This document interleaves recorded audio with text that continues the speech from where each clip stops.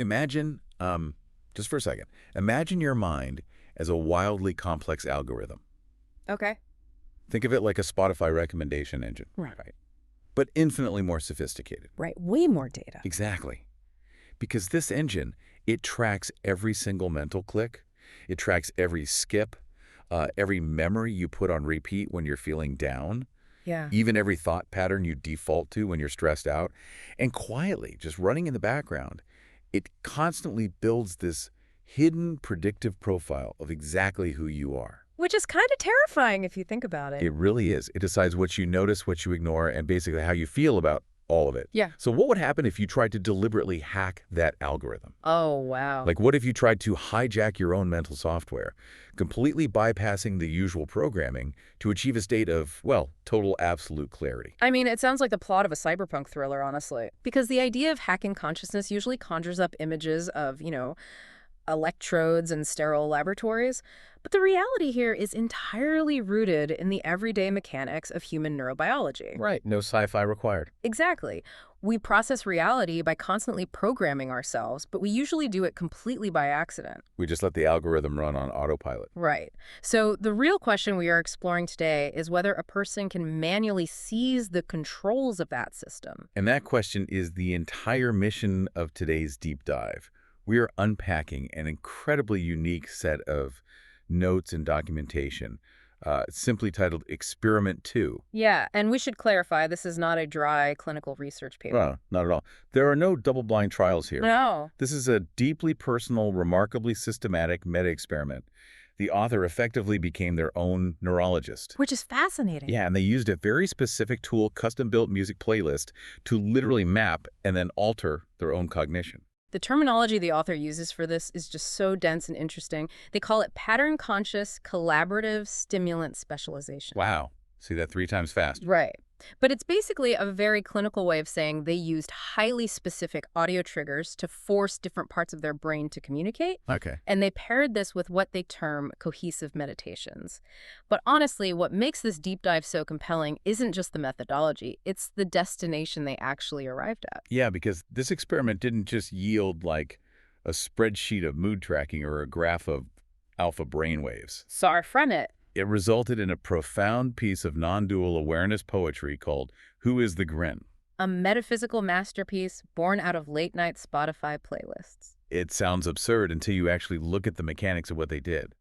So our goal today is to follow this exact journey for you. Yeah, step by step. We're going to track this from a chaotic, desperate 3 a.m. music panic all the way to the ultimate realization of universal oneness. It's quite the leap. It is.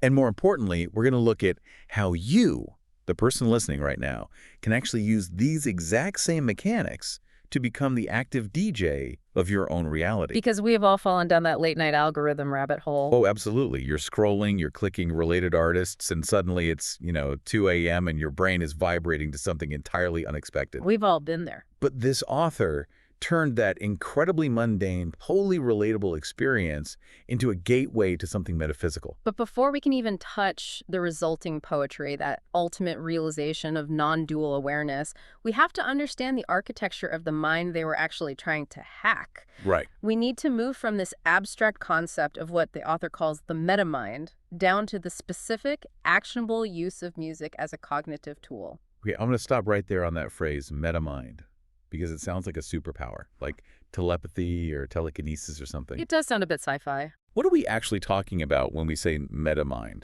Because, my mind right now is just wondering if I left the coffee maker on. Well, that thought about the coffee maker is actually a perfect starting point. The framework we're exploring provides a very grounded analogy for this. Okay. Think of your mind not as a single room, but as a 3-story building. A 3-story building, okay. Yeah. So the top floor of this building is bathed in full sunlight. It has these massive windows. This floor represents your active, conscious thoughts. Like the day-to-day stuff. Exactly. This is your daily planning, your active memories, your inner narrator. It is literally the voice asking about the coffee maker. Got it. It is the floor you spend almost all of your waking life on, and crucially, it's what you typically identify as you. So the top floor is the chatter, the grocery lists, the drafting of text messages in my head before I send them, Yes. or like the mental rehearsing of an argument I might have later with someone. It's the conscious bandwidth. Exactly. It's the operational surface. Now, take the stairs down. Okay, heading down. Just below that sunny top floor, in the dim, ambient light of the second floor, live your lifelong habits, your conditioned responses, and your core belief. The subconscious stuff. Right. These are your automated patterns. The second floor dictates what you instinctively pay attention to. It dictates how your nervous system reacts to a perceived slight, or what you assume is fundamentally possible or impossible for you to achieve. Wow, okay. And these programs run entirely in the background. They are the unseen scaffolding that shapes all the choices you make up on the sunny top floor, even though you rarely look directly at them. Wait, let me make sure I'm mapping this right for everyone listening. If I have a deep-seated assumption that I am, say, terrible at public speaking, Okay. like an assumption formed when I was 12 and I forgot my lines in a school play, Huh. that is a second-floor script. Yes. And that script dictates the sudden first-floor panic and sweating I experience years later when I'm just asked to present a slide deck at a Tuesday morning meeting. That is a brilliant translation. Yep. Yeah, the first floor is experiencing the panic, but the second floor is the silent machinery generating the panic based on an old blueprint. So the first floor just takes the hit. Basically. And most people live their entire lives bouncing between the first and second floors. They experience the emotion, they react to the habit, and they think that is the totality of their existence. Right. But beneath it all, in the very foundation of the building, in the basement, so to speak, is the metamind. Now, the basement usually implies something dark and repressed in psychology, like the Freudian id. Is that what this is? No, not at all. In this framework, it's quite the opposite. The metamind is the quiet, luminous observer. Interesting. It is the intelligence that can notice, question, and ultimately redesign the blueprints of the floors above it. It's not just the act of thinking about your thoughts. It is the fundamental awareness that contains the thoughts themselves. It is the space in which the building actually exists. Okay, I am trying to visualize this. Let's move away from the building for a second. If I compare this to a theater, Sure. most of us go through life fully convinced we are the actors on the stage. Right. We are sweating under the hot stage lights, completely caught up in the drama of the play. We think we are the character who is angry or the character who is anxious. We identify with the role. Exactly. Yeah. But the metamind is like a director sitting all the way back in the dark, empty rows of the theater. Yes. The director is watching the performance happen, but they aren't caught up in the emotional reality of the scene. And because they are observing from a distance, they actually have the power to stop the scene, change the lighting, or just completely rewrite the script. That captures the dynamic perfectly. The actor is trapped in the momentum of the scene. The director has leverage. Right. The metamind doesn't just watch passively. It has the structural power to reflect and reframe. And this is exactly the state the author of Experiment 2 was trying to tap into. They wanted to be the director. Exactly. They were trying to get out of the actor's costume and into the director's chair. But getting there requires bypassing the heavy security of the second floor. Those deep habits. Right. And their method of choice to bypass that security was music. Which brings us back to that extremely dense phrase from earlier. Yeah. Pattern-conscious, collaborative stimulant specialization. Right. I want to break this down because it sounds like they were using music like a surgical tool. Yeah. How do Spotify playlists function as a cognitive scalpel? Well, we have to look at how music bypasses the linguistic centers of the brain. Okay. When someone speaks to you, your brain filters those words through the first and second floors. You judge the words, you analyze them, you agree or disagree. Right, there's friction. But acoustic frequencies, rhythm, melody, these bypass the analytical filters. They tap directly into the limbic system, which is the brain's emotional center. Oh, wow. So the author was essentially acting as their own neurologist. They realized that specific songs acted like keys, instantly unlocking different chambers of deeply stored memory and physiological emotion, completely without the conscious mind's permission. So they weren't just putting on like a lo-fi beats playlist to chill out while studying. No. They were running an active, highly targeted diagnostic on their own nervous system. Yes. They were attempting to use specific emotional frequencies to forcefully wake up the metamind and demand it take control of the lower floors. To force the director to wake up. Exactly. They were trying to induce a state of hyper-awareness through intense stimulation. But as the documentation vividly illustrates, this initial forceful approach, what we might call the anti-experiment, was a spectacular, highly instructive failure. Oh, it is a glorious disaster, and honestly, it's the most relatable part of the entire document. Let's set the scene for you listening, because the author paints a very clear picture of this failure. It's very vivid. It is 3 a.m. The author is trapped in a classic visceral anxiety loop. You know the feeling. Oh, yeah. The heart is racing, the mind is spiraling into a vortex of literally every mistake they've ever made. Their brain is just hammering away, playing the killer's Mr. Brightside on an endless, punishing internal loop. Which is such a specific, frantic energy. Just drowning in self-loathing. And we have all been in that exact bed, staring at the ceiling at 3 a.m. Definitely. But instead of just suffering through it, the author decides, hey, this is the moment to force a system override. They attempt to violently shatter the algorithmic pattern of their own mind using the very tool they are studying. Yes. They open up Spotify right there in the dark and try to literally shock their brain out of the loop. With playlists. Right. They begin aggressively building playlists, and not just one or two. They create 47 different playlists overnight. 47 in one night. 47, with these frantic, desperate titles like Emergency Life Reset, This Time for Real, and Songs That Will Fix Me, and literally Algorithm Override. Pure desperation. They are in a total panic, throwing completely conflicting stimuli at their brain.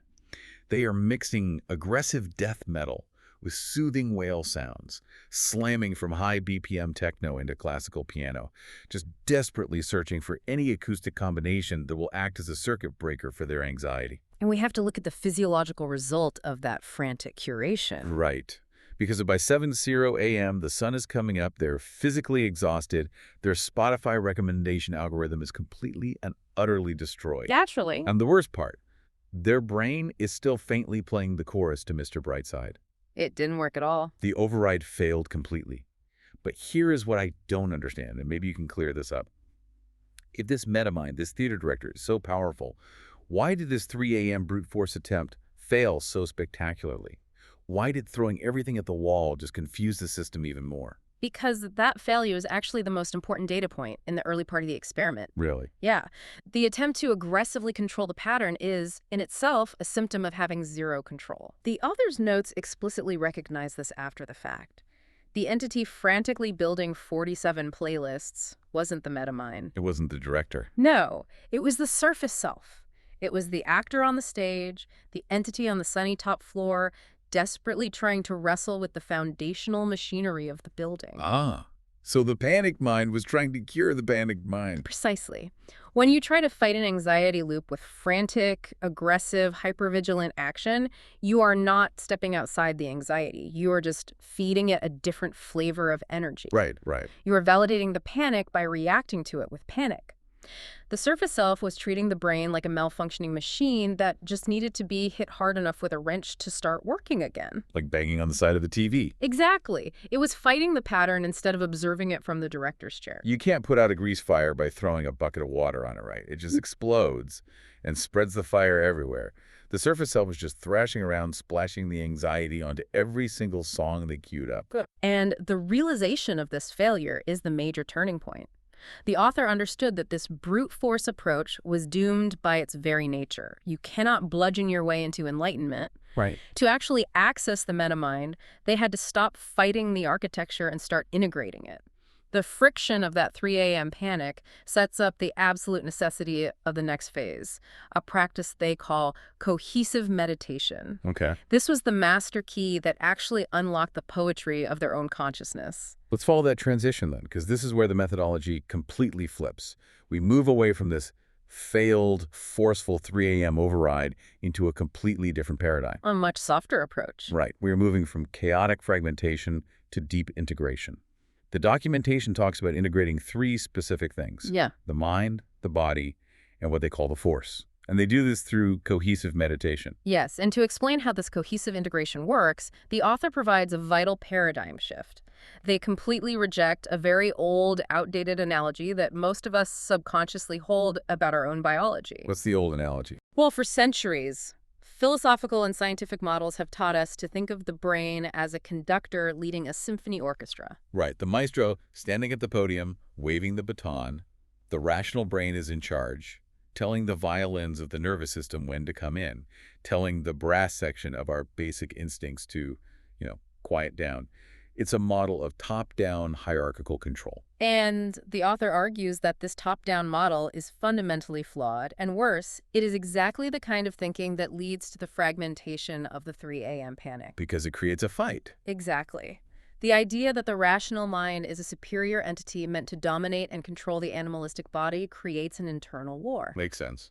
Instead, to explain cohesive meditation, the framework proposes a distinctly modern, highly accurate analogy. It says the mind, body, and force integration operates exactly like a Twitch or YouTube live stream ecosystem. A live stream ecosystem. That is incredibly specific. It is. And honestly, a brilliant way to update the analogy for the digital age.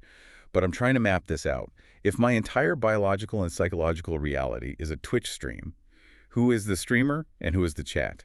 Because usually my internal monologue feels like a chat room spamming nonsense.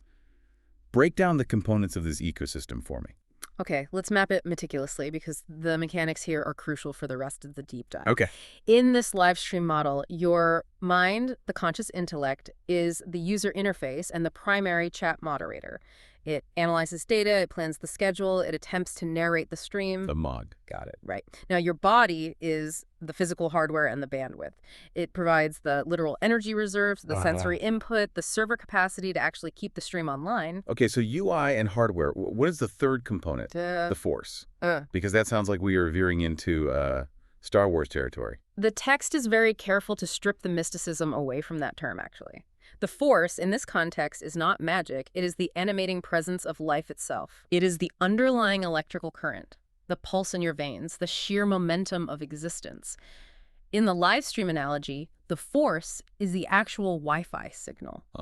It is the invisible carrier wave connecting the hardware to the network. Oh, this makes the 3 a.m. failure makes so much more sense. Let's rerun that panic through this new live stream analogy. Let's do it. The frantic moderator was screaming, "We have a crisis. We need to stay up and fix our entire life right now. Cue the death metal. Keep the stream going." Exactly. But the body, the hardware, was metaphorically typing in the live stream chat, saying, "Hey, CPU is overheating. Energy reserves are critically low. We have been running for 20 hours. We need to shut down for sleep." And because the moderator thinks it is the conductor of a symphony, it ignores the chat.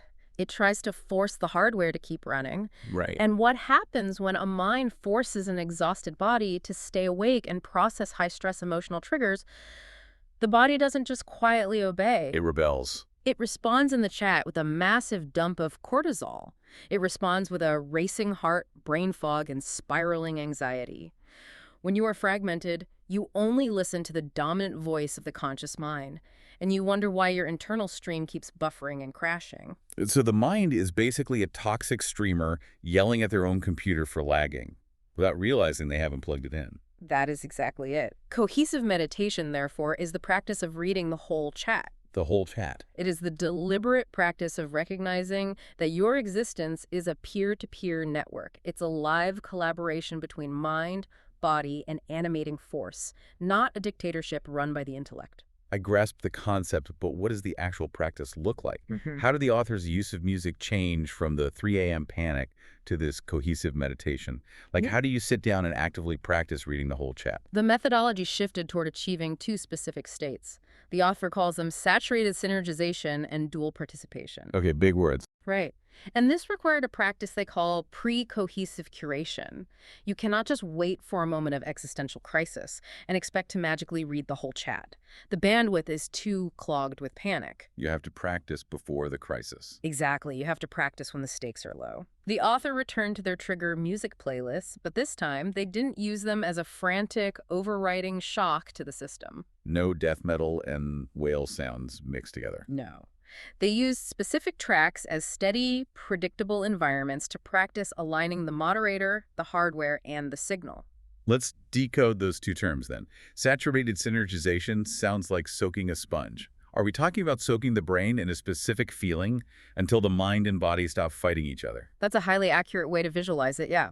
Saturated synergization is the state where the mind stops trying to analyze the music, the body stops holding physical tension in resistance to the environment, and the two sync perfectly with the rhythm of the present moment. So they just exist in it. They saturate in the experience together, completely without friction. But the real breakthrough comes with the second term, dual participation. And this is where the documentation offers an analogy that I think everyone can instantly understand. It compares this state of dual participation to the process of learning to drive a manual transmission car. It's the perfect illustration of cognitive offloading. Right. Think about the first time you get behind the wheel of a stick shift. You are entirely painfully consumed by the mechanics. Oh yeah, sweating. You are staring down at your feet, trying to balance the clutch and the gas.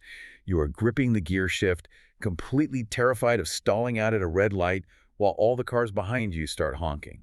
It's awful. Your conscious mind is using 100% of its processing power just to keep the car moving. You have what the text calls purely perceptive participation. You are trapped in the mechanics. Your mind is micromanaging the hardware. Exactly. But what happens after a year of driving that same car? Through repetition, your basal ganglia, which is a part of the brain responsible for motor control and habit formation, it takes over the mechanics. It becomes second nature. The physical act of driving becomes completely automatic. You don't even look at the clutch anymore. And suddenly, because the mechanics are handled, a massive amount of cognitive bandwidth opens up. Right. You are flawlessly shifting gears, but you are also free to listen to the radio, have a deep conversation with the passenger next to you, and enjoy the sunset out the window, all at the exact same time. This is the biological reality of dual participation. You are fully immersed in the moment, executing the action driving the car, or in the case of the experiment, experiencing the emotional trigger of the music. And simultaneously, you are fully aware of the moment from a higher vantage point. Okay. You are observing the experience without being trapped by it. You are the actor performing the scene, and you are the director watching from the dark seat or seats at the exact same time. The friction is completely gone. The mind isn't fighting the body, and the body isn't fighting the mind. And the author notes that achieving this exact state of cohesive integration is what finally caused the brain to drop its heavy second-floor defenses. The habits. Yes. The neurological guard dogs went to sleep. And in that frictionless state, the brain was finally able to, as the author beautifully describes it, translate its secret languages into English. Wow.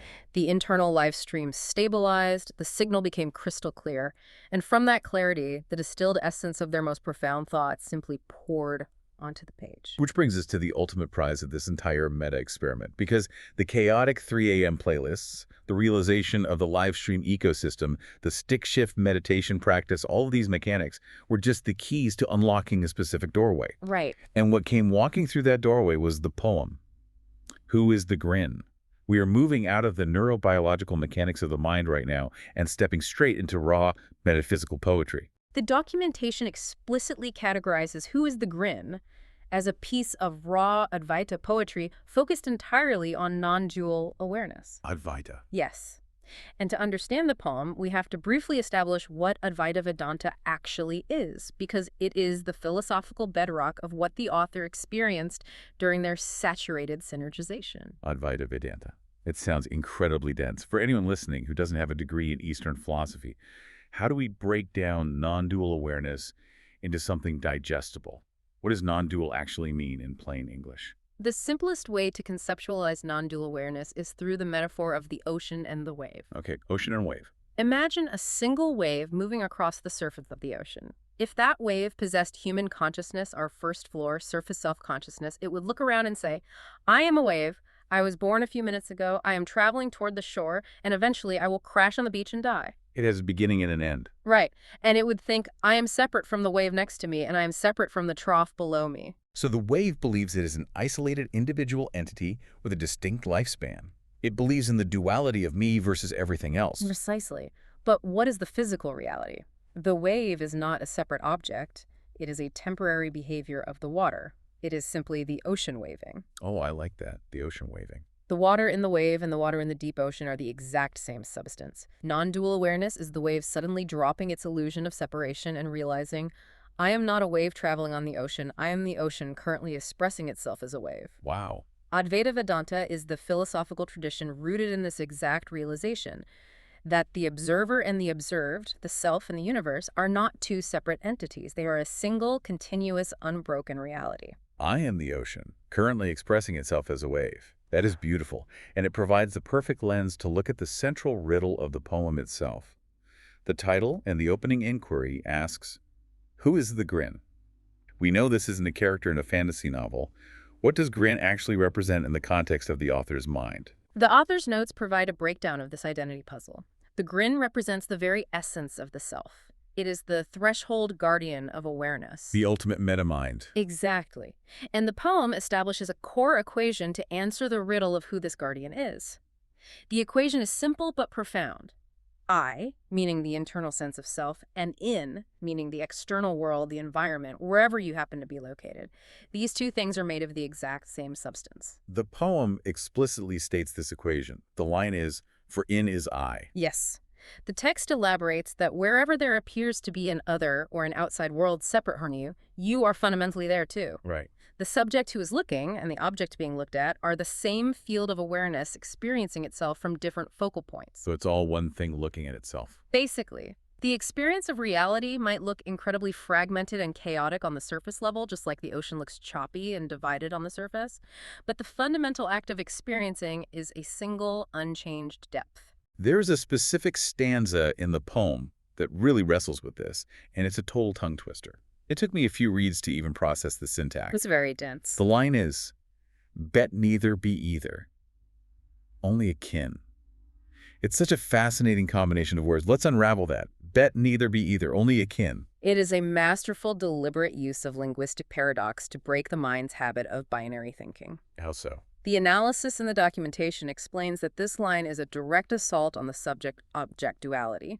It is demanding that the reader drop the either-or mindset that governs our daily lives. Okay. You are not either an isolated, skin-encapsulated ego or a tiny speck overwhelmed by a massive external universe. The reality is neither of those extremes. Because both those extremes rely on separation. Exactly. Instead of either, you are kin. The poem points to a profound, inescapable kinship.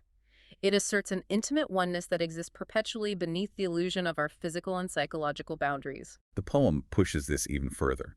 It talks about passing through in to become the past. It references a concept it calls the doorway of breath. Right. And fascinatingly, the author's notes connect this entire poetic realization to the mythological concept of the Holy Grail. But they immediately strip away the Indiana Jones mythology. The text makes it very clear that this Grail is not a golden cup hidden in a dusty cave in the Middle East waiting to be discovered by an archaeologist. No, the framework redefines the Holy Grail entirely. It states that the Grail is not an object you find. It is a perceptual shift you undergo. A shift. The true Grail is the lived, embodied recognition of this unity. It is the visceral realization that the seeker looking for the Grail and the world in which they are searching are not two different things. This connects directly to another line in the poem. In is door by state and name. Yes. That line suggests that the external world, the very mundane physical experience you are having right this second, is the literal gateway to this profound realization. So it's right here. You do not find the Holy Grail by escaping reality, by retreating to a mountaintop, or by shutting out the noise of the world. You find it by passing completely through your experience of reality. You immerse yourself until the boundary between you and it dissolves. Okay, I have to pause you there. Because while I am the ocean is a stunningly beautiful thought, I have to push back a little on behalf of anyone listening who is, say, currently stuck in bumper-to-bumper traffic on their evening commute. Fair enough. If I am the world, and the world is me, and everything is a beautiful, unified field of non-dual awareness, why do I still get furious when a guy in a BMW aggressively cuts me off without using his turn signal? That's the real test, isn't it? Right. How does this highly abstract metaphysical poetry actually survive contact with the annoying grid of everyday reality? Does the saturated synergization just vanish the moment someone honks at you? That is the essential test of any philosophy. If it cannot survive the traffic jam, it is useless. But if we connect the author's insights to the broader picture of practical mindfulness, the answer becomes clear. Advaita Vedanta and the specific mechanics of this poem absolutely do not teach us to pretend that annoyance doesn't exist or to adopt a fake, passive smile while being cut off in traffic. So I don't have to pretend I'm happy about it. Not at all. The documentation is very precise about this. Recall that crucial line again.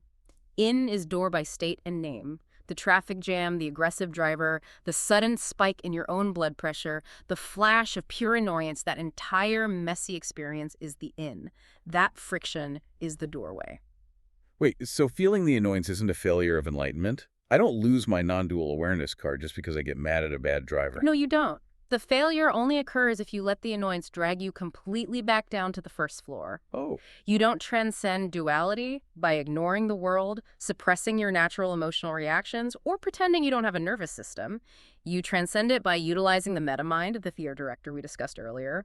You sit in the director's chair and you observe the annoyance. you watch the actor get mad without becoming the anger. Exactly. You recognize that the hot frustration blossoming in your chest and the metal cars idling on the asphalt outside your window are just different data streams within the exact same continuous live stream of experience. Just data. Right. You recognize that you are fundamentally kin to the person who cut you off. They are an ocean wave acting out their own panicked first floor programming, desperately trying to get ahead, just as you have your own programming. Yeah. True non-dual awareness is immersing yourself within the reality of the traffic jam, fully experiencing the breadth of human frustration without ever losing your connection to that quiet observer in the basement. That makes a massive amount of sense. Yeah. It brings the poetry down from the clouds and buckles it right into the driver's seat. It's not about feeling nothing. It's about feeling everything without being consumed by it. Exactly. But to really definitively prove this point about how crucial this philosophy is in reality, the author's documentation does something incredibly bold.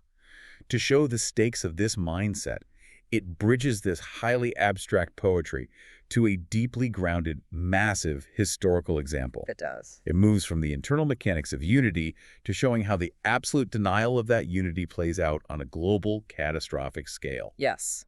The text provides a stark, unforgiving historical analysis. It illustrates the fatal consequences of operating an entire system from a mindset of absolute duality, separation, and supremacy. And to be exceptionally clear to you listening as we explore this, we're delivering this next section purely as an examination of historical strategy, cognitive bias, and systemic failure, exactly as it is presented in the source document to understand the mechanics of division. Right. The author uses Adolf Hitler's military strategy during World War II as the ultimate definitive case study of the failure of duality and supremacy as an operating system. How does the text break down this systemic failure? The documentation identifies 3 fatal cognitive distortions in Hitler's strategy. And every single one of these distortions stems directly from a worldview of extreme separation, the absolute rejection of the idea that we are all kin. Oh. The first distortion was the myth of divine infallibility. The ultimate delusion of the surface self. Precisely. Hitler viewed himself and his entire regime as being chosen by destiny, placing them on a pedestal entirely above and fundamentally separate from the rest of humanity. Right. This wasn't just arrogance, it became a structural flaw. It led to a rigid, inflexible, dogma-driven approach to reality where he routinely ignored basic, undeniable logistical facts. Like what? Well, the text points specifically to Operation Barbarossa, the invasion of the Soviet Union. He launched this massive offensive despite the glaring, mathematically provable impossibility of maintaining supply lines for his troops during the brutal Russian winter. Because he believed his sheer will could override the physical reality of geography and weather. The actor on the stage believed he could rewrite the laws of physics just by screaming loudly enough. Exactly. He believed the wave was more powerful than the ocean. And that leads directly to the second cognitive distortion the text outlines, the fiction of enemy inferiority. Okay. Because Nazi ideology was constructed entirely on a foundation of absolute duality, the rigid line between the in-group and the out-group, viewing adversaries as fundamentally subhuman, degenerate, or intellectually inferior, it completely blinded the command structure to the actual empirical strengths of their opponents. The algorithm was literally programmed to ignore data that contradicted its supremacy. What are the specific examples the text gives of this blindness? The author highlights 2 massive strategic miscalculations. First, Hitler dismissed the Soviet Union as a colossus of clay without a head, assuming their command structure was too weak to mount a defense. Which was completely wrong. He entirely failed to see their staggering capacity for rapid mass mobilization and resilience. Second, he belittled the United States, writing them off as a decadent, racially mixed society incapable of unified action. In doing so, he completely failed to anticipate the terrifying sleeping giant of American industrial capacity. He could not conceive of their ability to restructure their entire economy, to churn out aircraft, ships, and tanks at an unprecedented rate. Wow. By denying the humanity and the inherent ingenuity of his enemies, he effectively blinded his own intelligence gathering. This raises a really interesting point about the nature of conflict itself. Why is denying the humanity of an opponent, specifically a strategic liability, separate from the obvious, horrific moral atrocities it produces? Like, why does supremacy fail as a military tactic? Because strategy, at its most effective and functional level, requires a deep, uncomfortable humility. It requires what the author brilliantly terms empathetic research. Empathetic research. Let's define that, because usually empathy and warfare don't belong in the same sentence. In this context, empathetic research does not mean feeling sympathy or compassion for your enemy. It means having the psychological capacity to accurately recognize their humanity. Oh, I see. It means acknowledging their capacity for creativity, their resilience, their intelligence, and their ability to adapt to your attacks. Because Hitler's fundamental ideology of supremacy strictly forbade this kind of empathetic research, he was no longer fighting a war against the actual allies. Who was he fighting? He was waging war against a fictional reality constructed by his own ego. He lived in a closed-loop simulation where he was the only active agent, and everyone else was just an NPC, a non-player character. He wasn't reading the whole chat. He muted everyone else in the stream. Exactly. The text argues compellingly that the Allies did not win simply because they were destined by fate, or because they possessed a magical, superior moral fiber. They won because their operational strategy adapted to reality. Right. They built massive, complex coalitions across cultural lines, they collaborated, they shared intelligence, and above all, they respected the complex, interconnected, undeniable reality of the world they were fighting in. They recognized the capability of the enemy and adjusted accordingly. When we connect this macro-historical analysis back to the intimate poetry of Who is the Grynn, the lesson is chillingly clear. Supremacy, racism, extreme nationalism, these are not just moral failings. They are the ultimate violent denial of the equation, in his eye. They are the absolute refusal to see that we are kin to the other. And the author's making a mechanical argument here.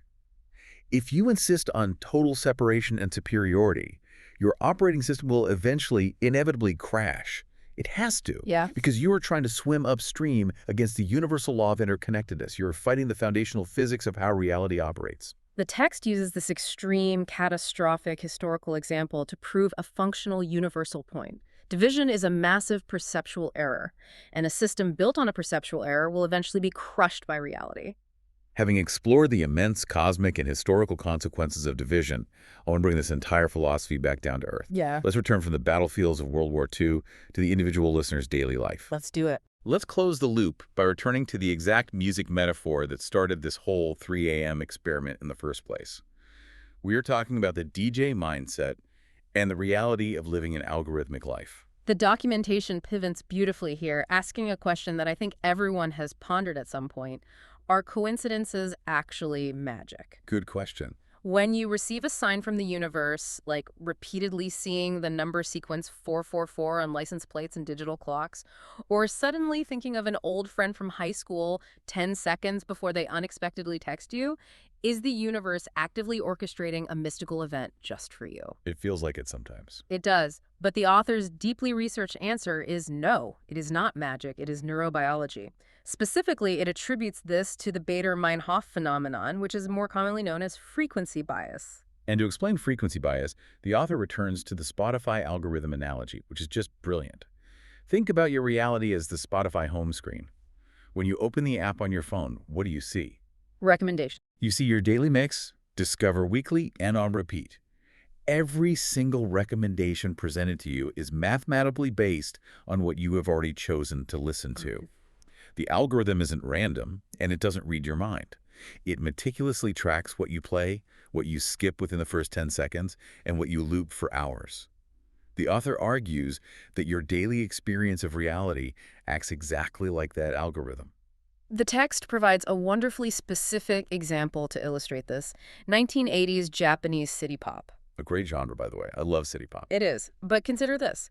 If you have never heard of 1980s Japanese city pop, if you've never searched for it, it effectively does not exist in your subjective reality. You walk through the world completely blind to it. Right. But if you spend one weekend deliberately listening to it, reading a Wikipedia article about it, or watching a YouTube documentary on the genre, suddenly a bizarre shift occurs. Over the next week, you will start seeing it everywhere. Oh, absolutely. You'll hear a Maria Takeuchi song playing softly in a local coffee shop. You'll notice an article about it popping up on your social media feed. You'll see album art aesthetics on a t-shirt someone is wearing on the subway. The universe didn't magically synthesize a global resurgence of Japanese city pop just because I listened to it on a Saturday. Exactly. The content always existed out there in the world in the exact same volume. The external environment didn't change at all. You changed. Right. You tuned your internal frequency to notice it. Your brain's predictive algorithm updated its Discover Weekly parameters based on your recent focus. So when people say, oh my gosh, the universe is sending me a sign, the author is suggesting that you are actually just reading the reflection of your own neural code. Yes. You focus intensely on something. Your brain tagged that specific concept as high priority for survival or interest, and now the reticular activating system in your brain is actively filtering the massive, overwhelming chaos of reality to find matches for that tag. That's the mechanism. You are the one who cued the track. The universe is just playing it back to you. Yes, you are generating the meaning. And this algorithmic reality doesn't just apply to inanimate concepts or music genres. It deeply informs our social networks and human interactions. How so? The text introduces a fascinating framework for this, calling it the concept of collaborative playlists. It suggests that every single relationship in your life, your partner, your boss, your best friend, your sibling, functions as a collaborative playlist. I love this visualization so much. It forces you to ask, who has edit access to the playlist of your life right now? What kind of songs are they constantly adding to the queue? Exactly. Because if you look at your social circle, it's undeniable. Yeah. Some people inherently add tracks that elevate your energy. They introduce new expansive ideas. They create harmony. They make you feel grounded. The good collaborators. Right. And others, well, others are constantly adding tracks that completely hijack the vibe of the room. The documentation grounds this social dynamic directly into neurobiology through the psychological concept of co-regulation. This is the scientific fact that our nervous systems do not and cannot operate in complete isolation. We're wired together. We are social primates. We are constantly, subconsciously reading and physiologically responding to the autonomic nervous systems of the people physically around us. There we go. We are looking for cues of safety or danger in their posture, their breathing rate, their vocal tone. It is literal emotional contagion. We've all experienced this. Imagine you are having a perfectly calm, productive morning at your desk. You feel great. Okay. Then a coworker bursts into your office. They are frantic. They are angry about an email. They are pacing. Their breathing is shallow. They have essentially just forcibly added a frantic, high BPM, anxious track to your collaborative playlist. Within seconds, your own nervous system instantly starts vibrating to that aggressive bass line.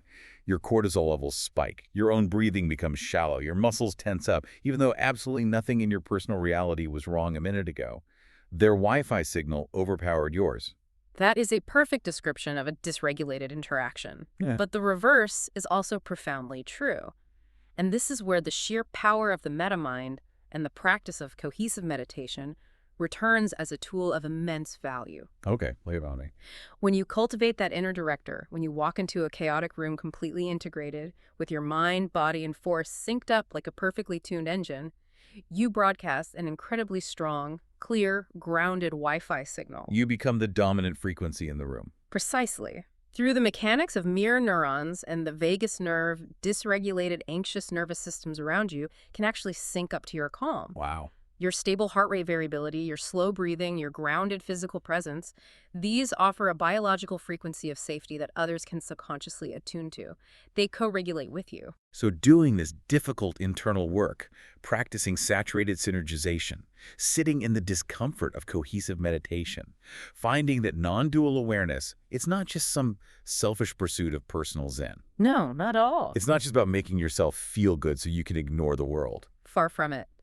As the author's notes powerfully conclude, your internal integration is an active, tangible act of service to the network. Active service. By maintaining your center, you are literally helping to regulate the collective stream of humanity around you.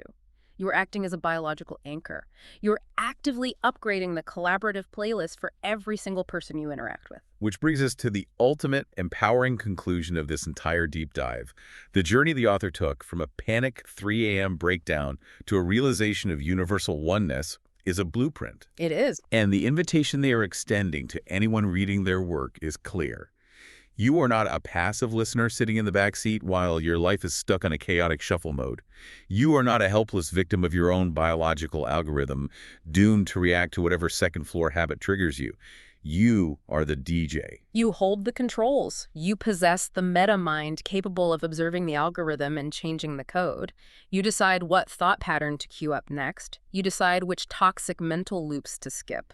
Yes. You choose the volume at which you play your emotional reactions, and crucially, you have the authority to revoke edit access from people or environments that continually add destructive, dysregulating tracks to your collaborative playlist.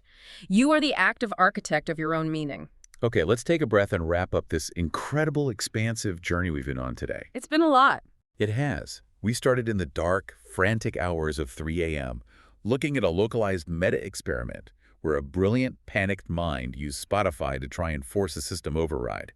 We watched that brute force attempt fail, and through that failure, we discovered the necessity of cohesive meditation. Right. We learned how treating our mind and body like a cooperative live stream ecosystem, achieving that dual participation of driving the car while enjoying the view, opened a massive cognitive doorway. The doorway of breath. We passed through that doorway and decoded the raw, non-dual poetry of who is the Grynn, realizing the profound truth that the seeker and the world are intrinsically kin. I and in. We looked at the dark history of World War II to understand the catastrophic system failure that happens when we deny that kinship and operate on supremacy. And finally, we brought it all back home, discovering that through co-regulation and frequency bias, we are the active DJs of our own reality, constantly broadcasting our biological signal to the human network. It is a staggering shift in perspective. It moves you from the passive belief that meaning is something you must wander the earth to find, to the active realization that meaning is something you deliberately construct. Yeah. Your meta-mind, that quiet, luminous director sitting in the back of the theater, is always there. It is always listening, always capable of intervening. The only question that remains is whether you are willing to step out of the chaotic drama on the stage, take your seat in the director's chair, and actually direct the play. You are the architect. The blueprint is in your hands, and your algorithm is waiting right now for your very next input. So I want to leave you, the listener, with a final lingering thought to explore on your own as you take off your headphones and step back out into the world. Think about the collaborative playlist of your life in this exact moment. If your internal state of mind is a live broadcast, a biological Wi-Fi signal rippling out to your family, your coworkers, and every stranger you pass on the street, what is the very next track you are silently queuing up for the world to hear? And, perhaps more importantly, are you absolutely sure you are the one who chose it?